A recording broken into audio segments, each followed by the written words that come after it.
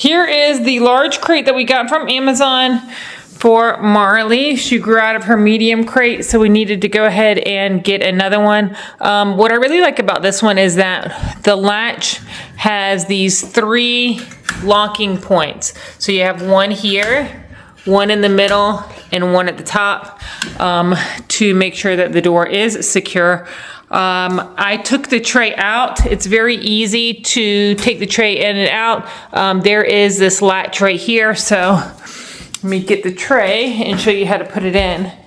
So you just slide the tray in just like that, and this locking mechanism just goes like that, and you cannot pull it out and it will not slide.